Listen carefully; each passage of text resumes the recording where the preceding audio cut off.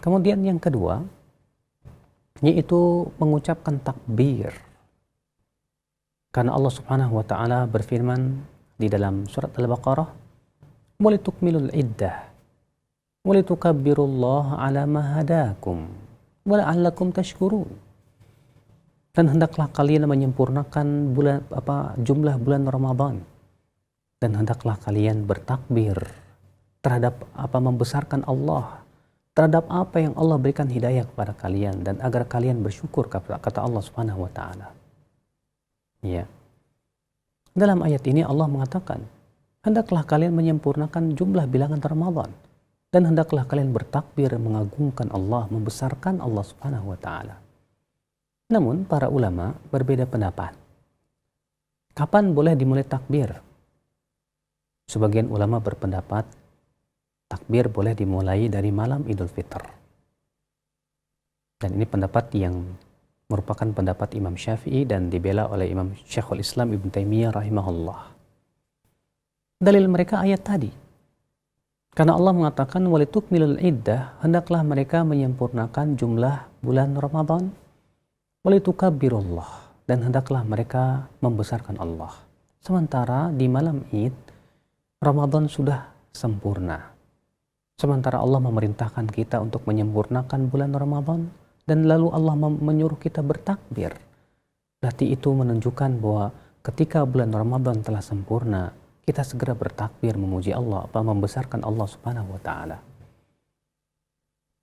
Sementara sebagian ulama berpendapat bahwa takbir itu hendaknya dimulai ketika kita keluar dari rumah menuju lapangan. Mereka berhujah dengan dalil diantaranya hadis bahwa Rasulullah SAW pernah keluar bersama beberapa sahabatnya dari rumahnya menuju lapangan. Dan hadis ini dihasankan oleh Syekh Albani rahimahullah. Walaupun terhadap penghasanan beliau saya kurang setuju. Kenapa? Karena hadis ini diriwayatkan dari dua jalan. Jalan yang pertama adalah mursal Imam Az-Zuhri. Jalan yang kedua terdapat padanya ittirab, karena berasal dari periwayatan Muhammad bin Abi Dhi'ib dari Zuhri, dan periwayatannya ittirab kata Yahya bin Ma'in. Dan juga sudah dijelaskan oleh Syekh Abdul Hasan Al-Ma'ribi akan kelemahan hadis ini. Maka dari itu akhwal Islam azakumullah, hadis ini lemah. Akan tetapi terdapat riwayat-riwayat dari para sahabat seperti Ibnu Umar dan yang lainnya bahwa mereka bertakbir semenjak keluar Idul Fitr, keluar dari rumah sampai kepada lapangan, kemudian sampai imam melaksanakan sholat. Maka kalau kita mengikuti perbuatan para sahabat tidak apa-apa. Itu lebih baik dan lebih utama. Tapi kalau ternyata kita mau memulai takbir dari malam pun juga kita tidak menyalahkan. Karena tidak ada dalil yang sahih dalam masalah ini.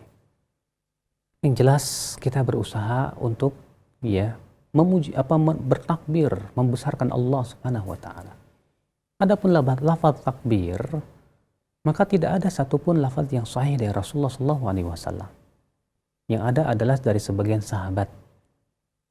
Adalah Abdullah bin Mas'ud bertakbir Allahu Akbar, la ilaha illallah, wallahu akbar walillahil hamd, dengan 2 kali takbir. Dalam satu riwayat yang lain yang dikeluarkan oleh Ibnu Abi Syaibah dengan 3 kali takbir. Allahu akbar, la ilaha illallah, wallahu akbar walillahil hamd. Sementara Ibnu Abbas bertakbir Allahu akbar, Allahu azza wa jal, Allahu akbar alladzi hadana. Sementara Salman Al-Farisi bertakbir Allahu akbar kabira. Sehingga dari sini para ulama memberikan pemahaman bahwa ternyata takbir karena tidak ada nas yang dari Rasulullah SAW langsung, berarti diberikan keluasan. Yang terpenting adalah takbir. Kita mau memilih takbir Ibnu Mas'ud silahkan, takbir Ibnu Abbas silahkan, takbir Salman Al-Farisi silahkan. Bahkan sebagian ulama mereka bertakbir dengan lafaz yang tidak diucapkan oleh para sahabat. Yang terpenting isinya adalah takbir. Nah, akal Islam azakumullah wa iyyakum. Kemudian di antara adab berhari raya Idul Fitr yaitu sebelumnya Ada kesalahan-kesalahan yang berhubungan dengan masa takbir, akhi. Apa kesalahan-kesalahan takbir itu? Yang pertama, bertakbir dengan satu suara kor. Hal ini tidak pernah dilakukan Rasulullah dan para sahabatnya, bahkan ini menyerupai dengan mereka yang sedang beribadah di gereja-gereja. Bernyanyi dengan suara kor, bahkan ada suara per satu, suara dua gitu. Maka yang seperti ini tidak pernah dilakukan Rasulullah, tidak pula para sahabatnya. Yang kedua, yaitu mengganggu orang dengan takbir. Ya, ada orang bertakbir sampai malam, bahkan sampai subuh, tak henti-henti sehingga mengganggu orang tidur.